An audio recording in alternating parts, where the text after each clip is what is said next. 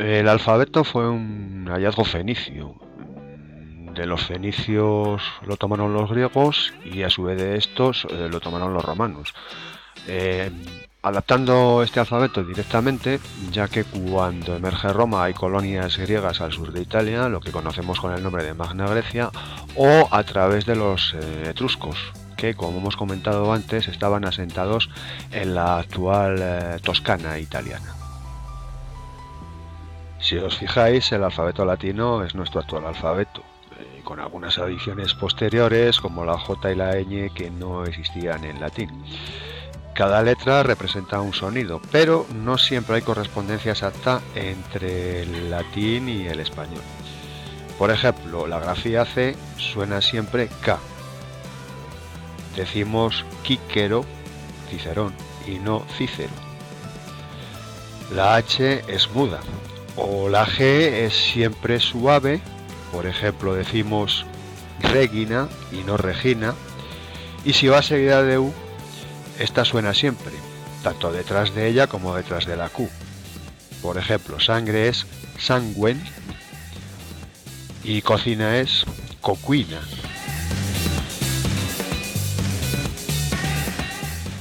Por otro lado, vais a ver que el latín toma préstamos del griego, lo que denominamos helenismos, y esos préstamos contienen grafías que se crean para adaptar precisamente las de sus originales griegos.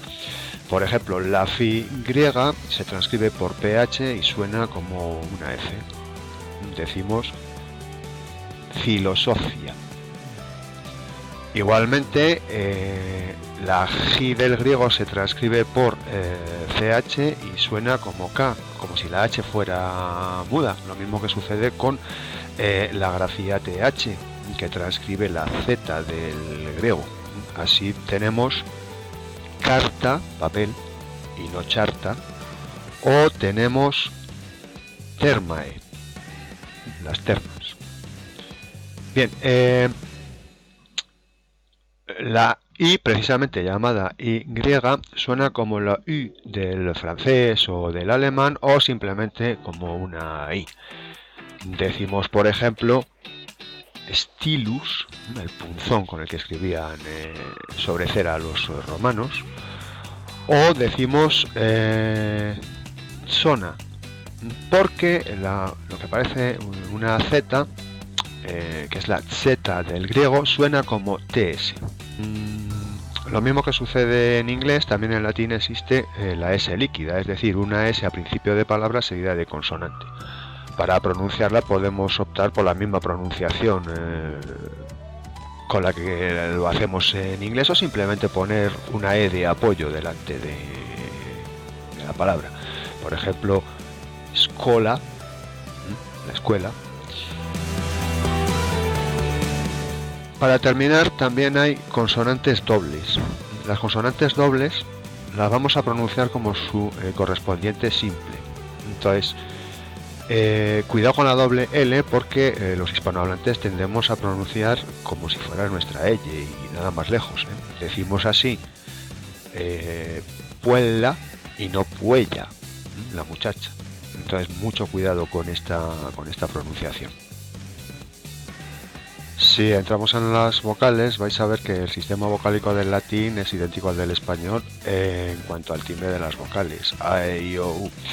La diferencia notable es que en latín cada vocal puede ser breve, gráficamente vais a verla anotada con un trazo curvo sobre ella, o larga, que se nota con un trazo horizontal.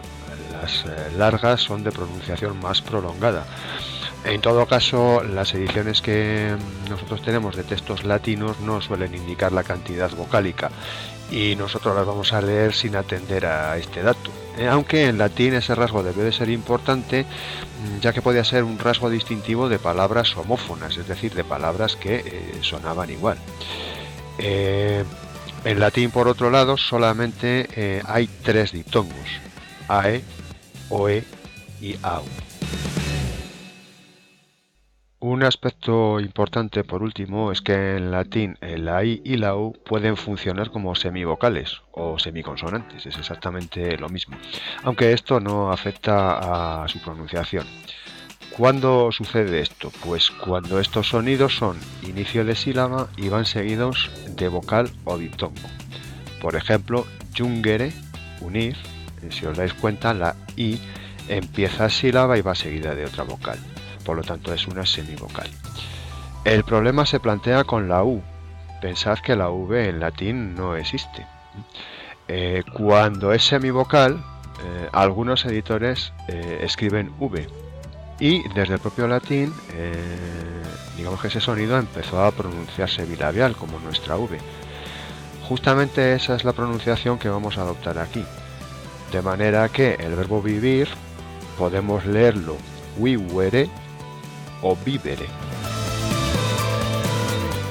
Bien, en latín no existen tildes o acentos gráficos, pero en el plano fónico las palabras tienen una sílaba realzada, en lo que denominamos la sílaba tónica. Bien, esa sílaba en latín jamás puede ser la última.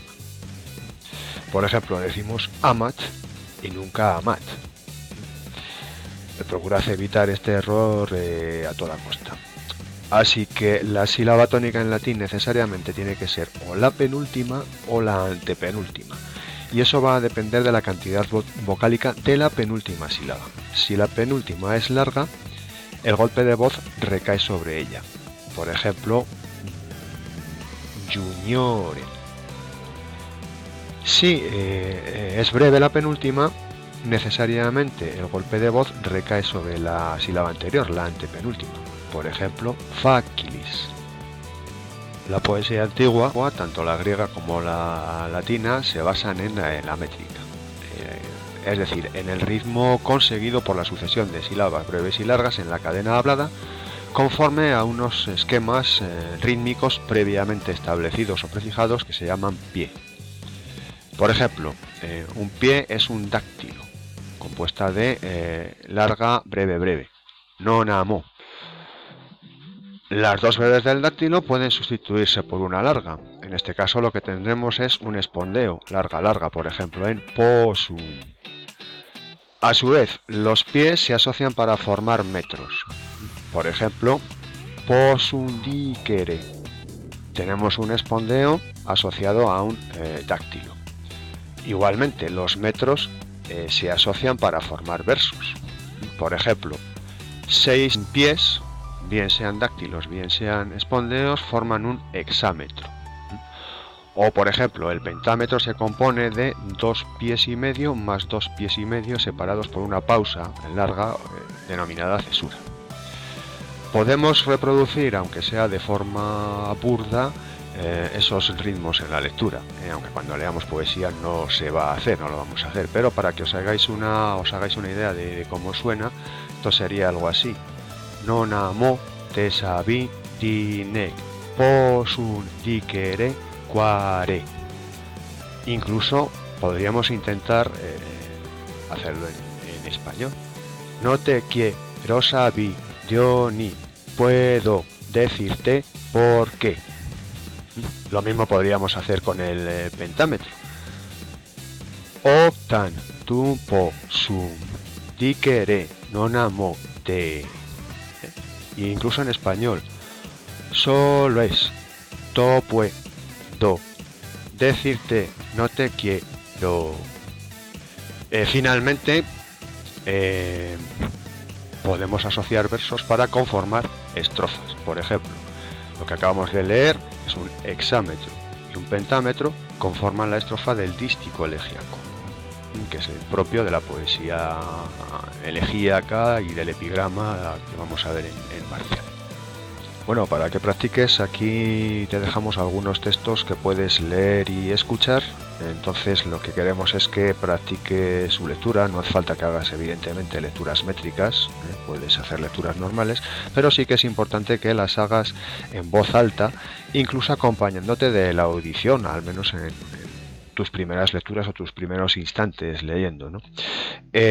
Tal vez te equivoques en la sílaba tónica de algunas palabras, puesto que no vas a tener referencia de si la penúltima es larga o es breve, pero eso no debe de preocuparte. Lo que debes evitar, eso sí, a toda costa, es hacer tónica la última sílaba. Y debes de preocuparte también de pronunciar correctamente los sonidos conforme a las reglas que hemos estudiado. Por lo demás, te dejamos algunos enlaces en la web donde puedes seguir practicando esas lecturas y tienes otras audiciones para que acostumbres tu oído al sonido del latín.